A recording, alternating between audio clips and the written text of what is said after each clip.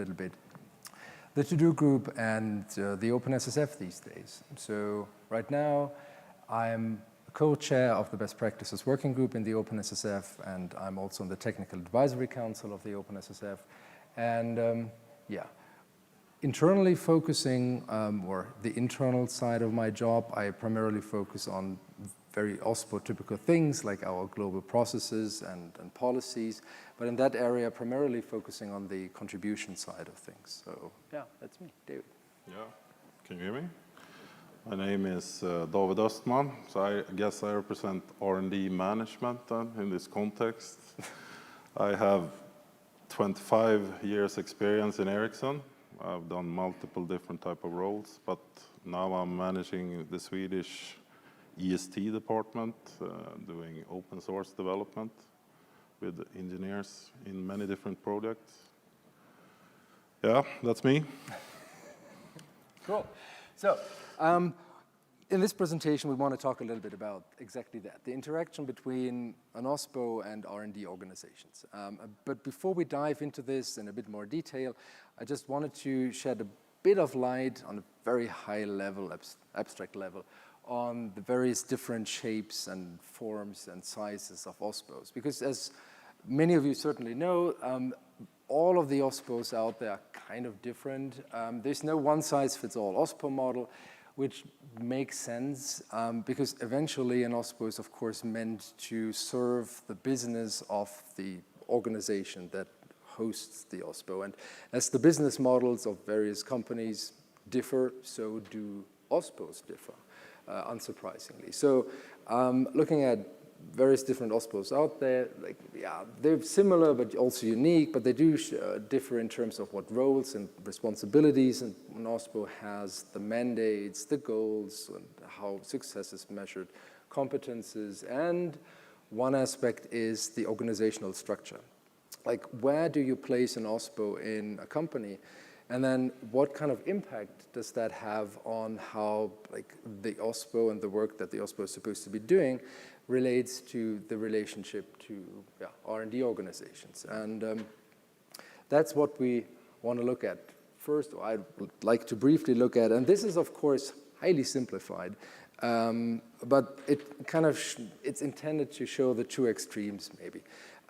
You can place an OSPO organizationally, of course, in a central function and make it a company-wide responsibility, as shown on the left here. So it's kind of focusing on the company-wide vision of things, abstracted and removed a bit from the business areas.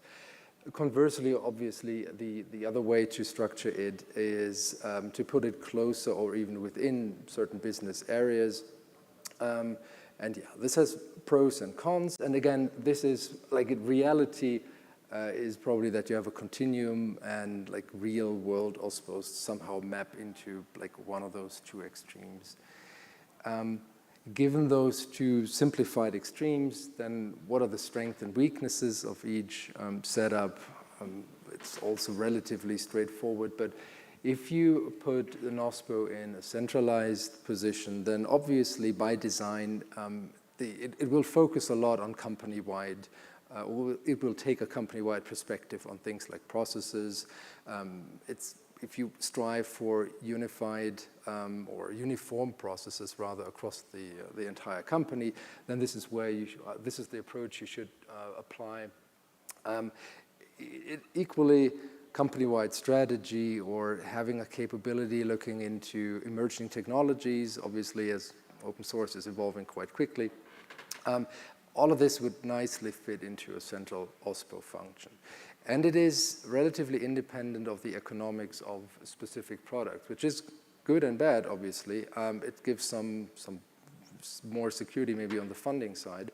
But on the other hand, it is, of course, also a weakness being a bit more removed from the day-to-day operations and needs of a product organization, because like a central OSPO might have fancy and interesting ideas of what is important, especially when looking at strategy and emerging technologies that may not necessarily immediately map to the day-to-day needs of a product organization. And that can then become a bit of a hindrance, or let's say create some friction when trying to get, business area resources to chime in on new and shiny things. And obviously, conversely, the OSPO is more kind of closer, hosted in or with or in a business area, then obviously everything turns around. Then activities or perspectives are very much more in focus towards like what a product is needing or is in need of. Resourcing might be easier because it would all be part of the long-term product resource planning.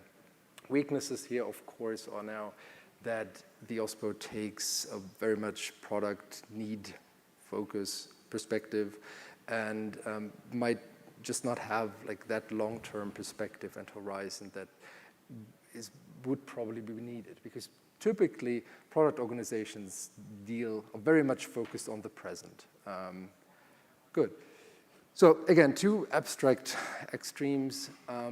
Where do we fit into this from an Ericsson perspective? We certainly fit into the central OSPO function setup. We are hosted in the CTO office, and within the CTO office, specifically in the standardization group. And that is a nice, let's say, commitment, or let's say, it basically shows the strategic importance that open source has for Ericsson by placing the OSPO in the standardization group, because standardization is hugely and has been hugely important for a telco company like Ericsson for a long time.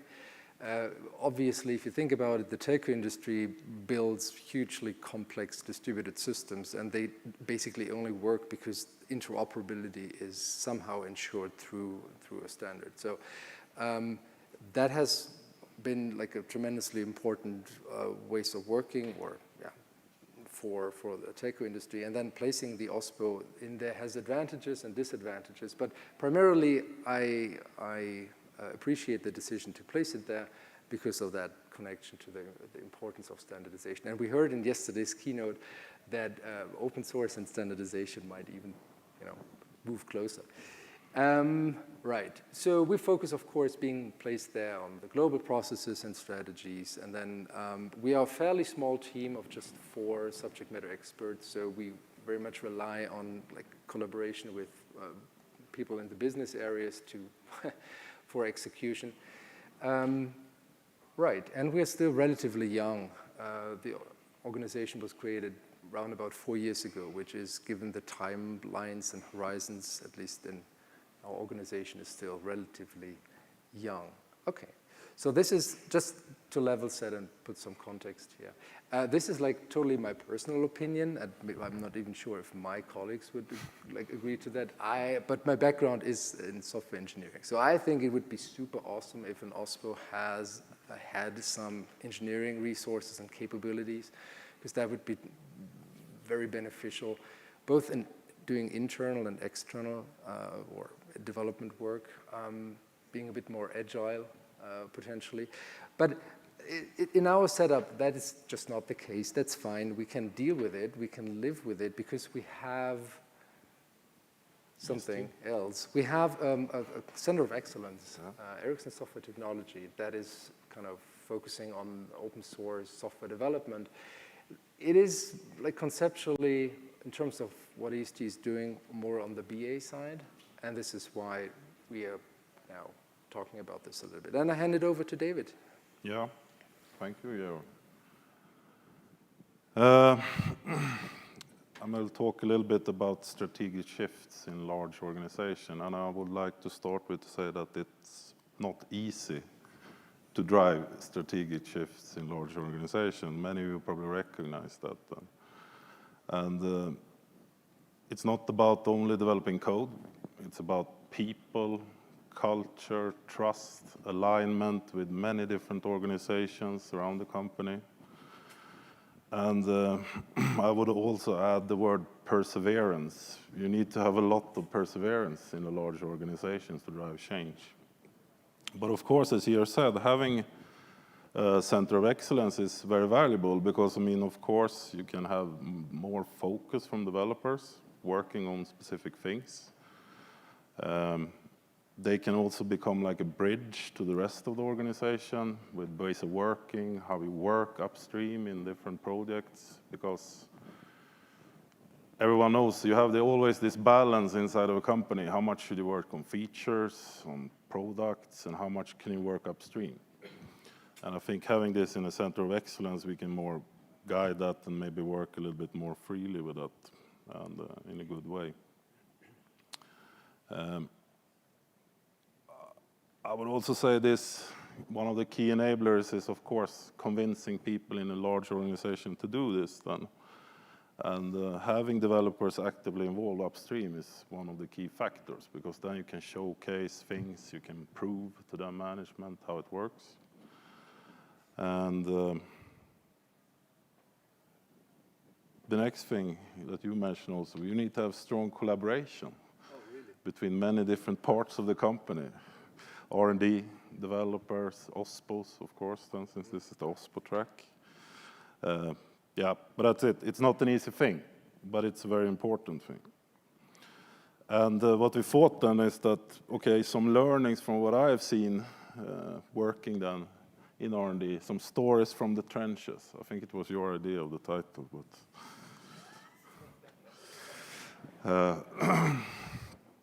okay, I have first one case. It's about Linux then. It's a little bit going from vision to impact, and we have one case where we wanted to boost a little bit engagement in Linux upstream development, and to say it mildly, I mean, maybe the R&D management in that department were not super thrilled in the start.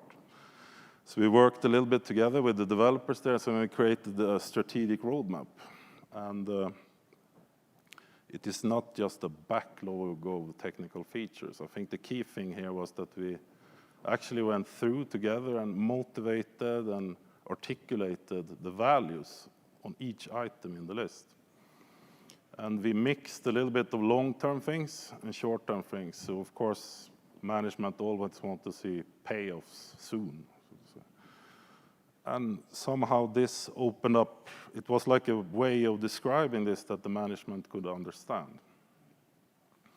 So I think this was a really good and successful way to be able to convince management in this part of the organization to be more involved. And also then, of course, the developers become more happy and engaged, be able to contribute upstream. And we got total buy-in from management, so I think that was a cool thing. We had this mental shift in that organization, and they really support this roadmap now, and they want to have more things and so on. So that's one thing I could recommend, maybe something to build, to be able to articulate this and create this type of roadmap, because management likes those type of things. And then I come to my favorite word, perseverance here then, and collaboration. And the other effort is that we, going back then, I mean, maybe it was because we had the possibility to have a few developers in this center of excellence. We could keep them there. They could work because we wanted to get more involved in Linux in general. And it's a big, complex project. And it took over 2 years for us to convince the management inside the company to go for this. But with very talented people, showcasing, loads of presentations to higher management, articulating the value of this, the importance. We were able to shift the mindset of the company, and we are now going full steam ahead. We are more engaged in Linux. We are becoming a member in Yocto. And yeah, we are getting more involved. So it's a cool case. It's possible, but you need to have perseverance, especially in a big organization. Then I have another case. It's our journey to Valkey.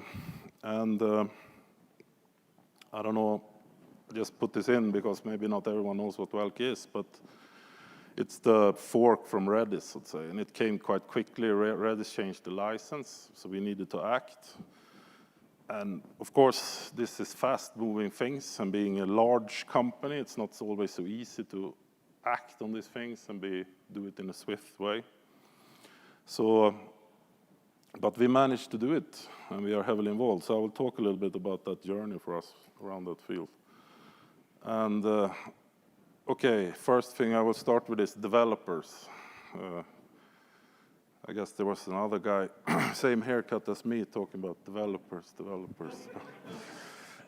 But I will also highlight developers. I think in this case, developers is the key to success. And having developers actively working upstream is extremely important because it opens up doors to new projects also. Because this is you know how communities work, it's a small world, and if you know how one works, do you know the other one? And I think especially in the Valkey case, this was a key. We had people involved upstream in Redis. And of course, the discussion started to bubble in the projects. And that also because when you're going to take these decisions, there's a lot of people involved. You need to have R&D management, OSPO. You need to get insights what's happening. It's fast-moving target, so to say. So I think this is one of the keys for us moving in this, that to have developers upstream, the more the better. It will give you insights that is invaluable.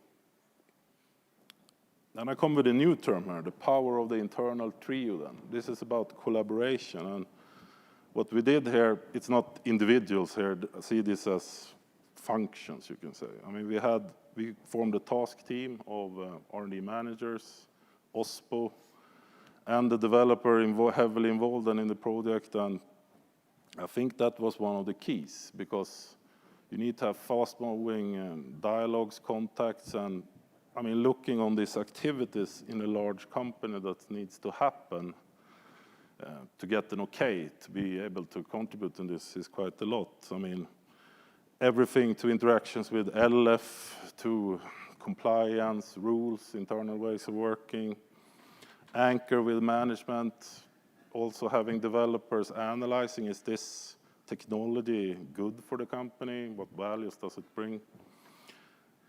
We had a very good collaboration, and we could coordinate and manage to convince the management to go ahead and support this. So I think it's a very good showcase, at least in our case, how it can work very well with different functions working together. So why did we choose Valkey then? I just put down some bullets here. Since I'm quite involved in the Valkey project also, I would like everyone to support that a little bit, and please join. There are other sessions around Valkey, but of course it's an LF project, and also important here is maybe as an R&D manager, open source is not only about software development. You can support in many different ways, and like as a manager, I can support in certain things in a project, and in developers, I encourage everyone to support projects in many different ways. There's always possibilities. Yeah, some key takeaways then. Developer presence, for me, that's the key. It opens new doors, and also very good to get into new parts and new products. Those are the boots on the ground, so to say. And the next thing, power of the internal trio, collaboration, OSPO, R&D, and development. I think that's one of the secret sauce to make this happen. Yeah, that's it, more or less.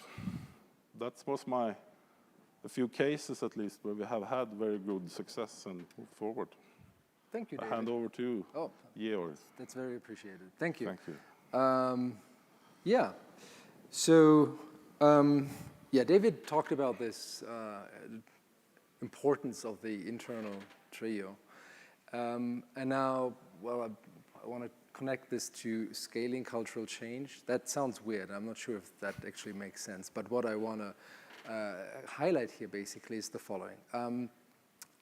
This collaboration model that David describes is, of course, it's a great model to apply. It's a great strategy. It's a great concept. However, it needs to have the right foundation to thrive on, right? And that is culture, because we all know that at the end of the day, culture eats strategy for breakfast. Probably. Yes, it does. And so the thing here now is that we have, okay, we talked about the OSPO, we talked about the center of excellence, but as an OSPO person, in particular in like a central function, the key objective is to scale, the right competence and capabilities and understanding of how to work with open source, like all of those use cases and proof points that David just mentioned, those are kind of isolated cases that are really great as proof points, but we should we should be able to roll this out across the entire company. Now, an issue with having a center of excellence from a cultural perspective could be that, of course, now there is this thing you can easily point to as an R&D organization, saying, okay, I don't need to care really about how to go this open source upstream thing because there is an organization that can help me with this or can do it for me. But that would fall short of what we really want to achieve. So scaling cultural change means scaling beyond just the center of excellence.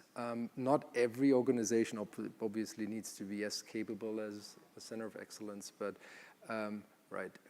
And primarily this means, and there are of course different ways to do this, bottom up, top down. Here I want to just talk about something that we're trying to spin up, which is very much bottom up, with the intention to break down siloed engagements. Because what we currently have is that not, of course, every open source engagement is done with or through EST, but we have, of course, various developers across the organization. Some in like a lone wolf activity or role rather, or small teams. But it's, as it is often the case in large organizations, relatively isolated. So, but bringing those teams and people together, create awareness, share experiences, create like a foundation to also kind of improve the competence building of new developers through mentoring and so on is kind of important. It's one of the goals we'd like to pursue. And from, again, even from a now central OSPO perspective, if we do strategic things, I think it's super important to take always the perspective of those folks involved and on the ground into account, just at least to level set or to sanity check that any sort of strategic direction also maps to reality in a project and in the open source world. So this is why this would be one of my key goals or success factors for this thing. Scaling the cultural change, creating this network internally, having this very valuable resource that we can tap into, and then also having this internal network that expands, of course, into the external network that every developer who engages in an open source project builds over time. So what we do, and this is really just like early days, and I'm really interested in kind of getting your or learning about your perspective or experiences in this regard too. How to build such an internal community of external open source developers. I'm very interested in hints, tips, and so on and so forth. Because, yeah, this is really just the first step that we are now pursuing, building that community, trying to lure in developers by kind of making them do what they probably like most, that is talk about technology. But this is also where we start. Let's talk about technology, share experiences, achievements, challenges, and try to leverage each other's competence. Good. And then the last topic I'd like to briefly touch on is one you may have heard already. So I guess you are aware that in terms of supply chain, the demands on cybersecurity have significantly evolved over the past, let's say, 3 to 5 years. There is an extreme focus on this now, often driven or primarily driven by regulation. The EU Cyber Resilience Act is like one of everybody's favorite, but the US, the UK, India, there are plenty of global cyber security related regulation activities ongoing, and that is driving a lot of that change and evolution, and of course customer demand to kind of drive for more secure products is of course a key for that.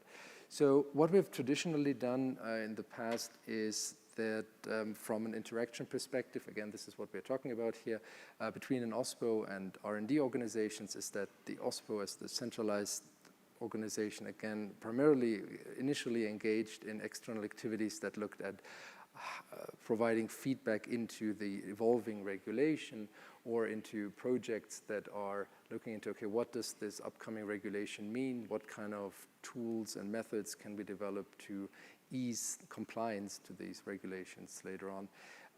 Of course, then create internal awareness, alignment with the organizations, and very importantly, pull in the right subject matter experts from internal organizations into this activity, because to be frank, I'm not a security expert really, so doing this sort of work relies a lot on the expertise in BA organizations. And one of the examples I'd like to show here is our engagement in the OpenSSF, the Open Source Security Foundation.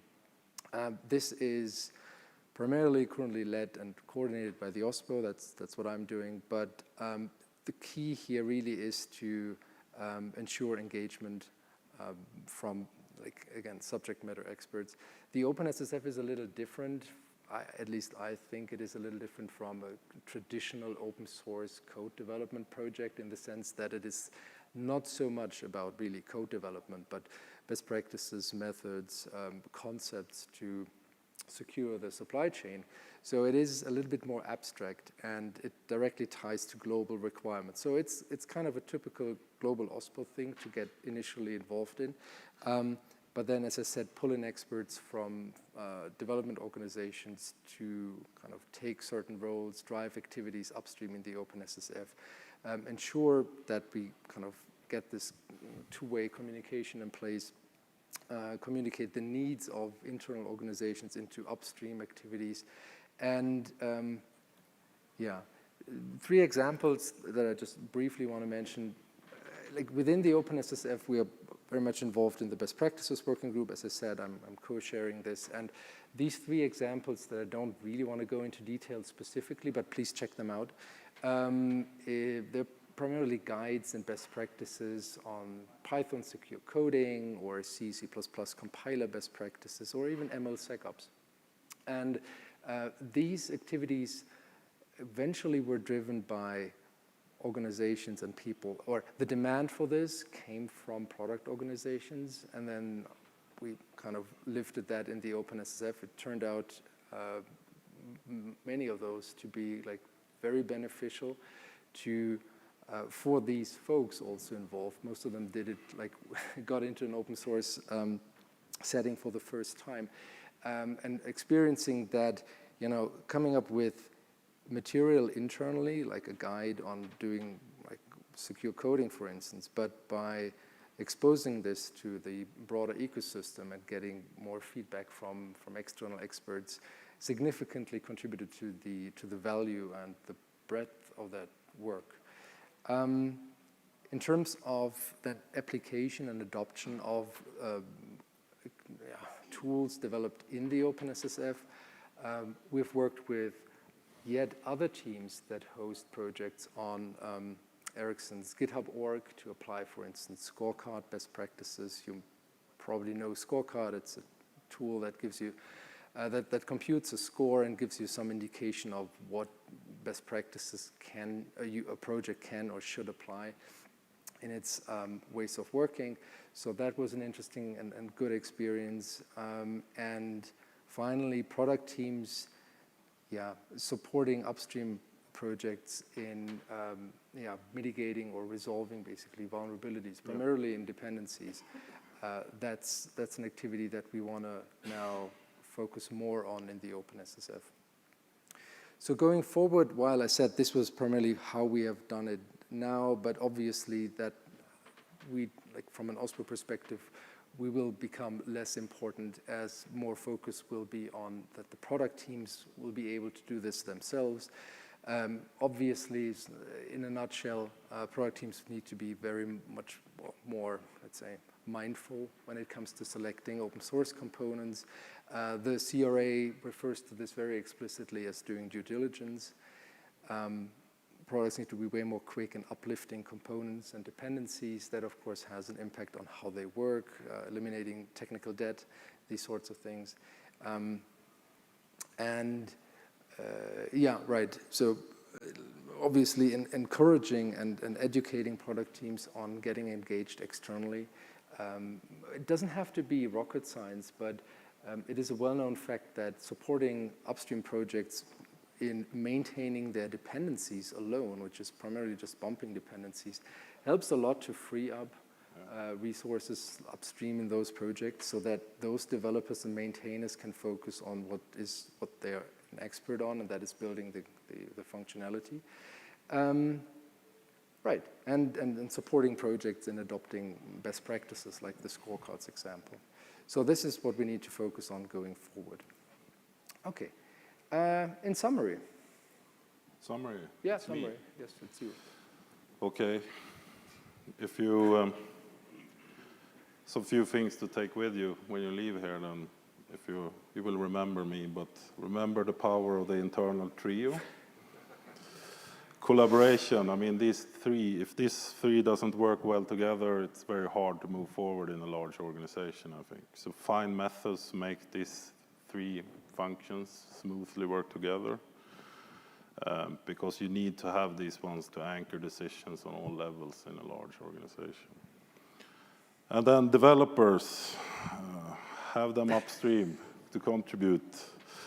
They are your boots on the ground. I mean, having people in the room where it happens, it was a key success for us, especially in the Valkey case, I mean, to have people there showcasing. Try to build communities because you need to scale this open source across the organization. Sure, it's good to have center of excellence, but you need the competence across the company because you need to scale. And spread knowledge and sharing. So of course, I mean, the center of excellence can help in how you work and so on, but you need to build scale. And then you have supply chain and cybersecurity. Georg just talked about it. It's very key, and I mean, it's going to be even more focus on that moving forward. And we as R&D and Center of Excellence is, of course, heavily involved in that together with OSPO, working with vulnerabilities and so on. That's it. Any questions? Questions?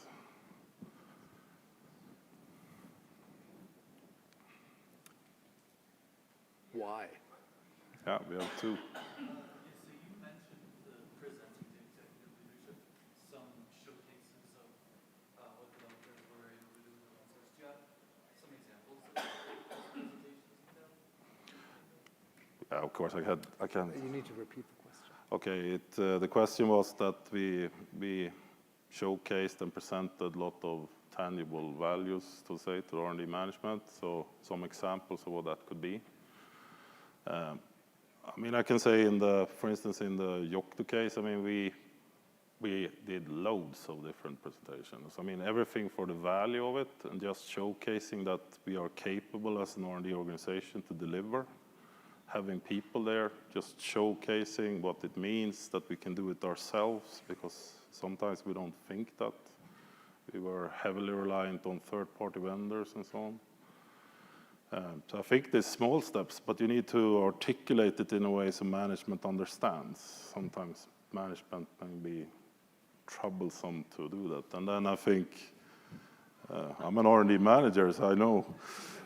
But I think the strategic roadmap was also a really good thing because it's quite concrete. You can put technical thing together with your developer, and then R&D management maybe can help out on articulating that in a good way then, so management understands the value of it, so to say, because it's easy to fall into the trap just taking technical things. Here's a backlog of things we need to do. You need to somehow be able to showcase to them what it means in value. So, yeah. So if I understand you right, you would showcase, say, like upstream commits made to the Yocto project, show how those helped further along your roadmap Sure. for supporting the Yocto project on your products. That could be one thing. Then, I mean, maybe you can't always do commits. Maybe you need to do other stuff than in the beginning, but sure, it's a good way to do it. I think we had a question here, yeah. The presentation, well, thanks first of all for the presentation, was very focused on contributions, which, you know, is great. Like, how do you handle just views of them? So is that something that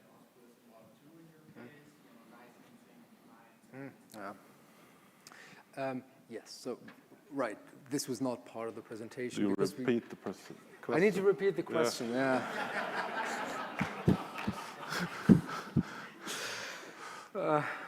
Thank you. Yeah, you're welcome. The question was, roughly speaking, we didn't talk about the consumption side of things and if and how the OSPO is involved in that at all. That is true, right? And we skipped that, but yes, we are, of course, involved. Yeah. To be fair, this presentation, when we talked about setting it up, was like, well, I personally think, and this is my background, is I'm very much focused on, creating that capability in the company towards contributions. This is what I work on mostly. But the colleagues that I have in the OSPO, the other ones, primarily or often focus on the consumption side of things. So we are, and this is where OSPOs typically start, right, with the seed of license compliance and so on. Yeah, so the global processes describing the requirements, the high-level requirements of what should be done in the case of using open source software in a product. That is obviously an activity that is led by the OSPO, then in collaboration with the business areas to have some sort of alignment so that they kind of know what they'll get into. Yes, but that is owned and driven by the OSPO as well. One second. I have a follow-on question. Sure. To that, actually. So given that, do you see, in order to sell this to management, is the contribution part more interesting and gets more momentum, or is the consumption enough, or is that equally important when you're making these statements from the buyer? I would say, of course, both, right? Yeah. You can't have one without the other eventually. To be fair, like most companies start on the consumption compliance side because it's easier to just, start using things. And then depending on whom you talk to, then you, of course, argue about managing the risks that are associated to this from an IP perspective and all sorts of other legal aspects. However, while this is, a traditional OSPO topic, I think much more, given in particular the relationship to commercial users having to be much more engaged with upstream for the whole security and supply chain thing, this would be now my key line of argumentation to make sure that R&D management plans for resources to do at least some sort of this work more upstream. So I think this would be now really important. I mean, you need to be involved in the products that you consume. I think that's one key thing, so to say. I mean, especially in large organizations, it's easy to see it as you just consume. I think it's even more important to contribute and be part of the ecosystem, to give back and share. And then you have the possibility from R&D also then to steer the project in the direction you want in a different way. You can be proactive, not reactive. Yeah. Yes? The collaboration contribution to the open source is very different from the collaboration within an enterprise, right? How do you have any thoughts or tips to share how to help the enterprise developers to be more involved in the community and the contribution? You mean the developers in those product teams, basically. You have to repeat the question. Maybe we can talk about that tomorrow, actually. Yeah. Yeah, that's good. Right. I think we're also running a little bit out of time, and we're happy to have that conversation offline in the hallway because there's more to say to this. But it's one of the areas that we need to become better on. It comes down to training, highlighting the use cases or the cases where it really created value. And then not every developer at the end of the day wants to work upstream. That's also fine. Right? So it's a nuanced thing. Let's discuss this offline because we need to. Again, as I said initially, we are between you and lunch. So. But thank you very much for listening to us and coming here. Thank you.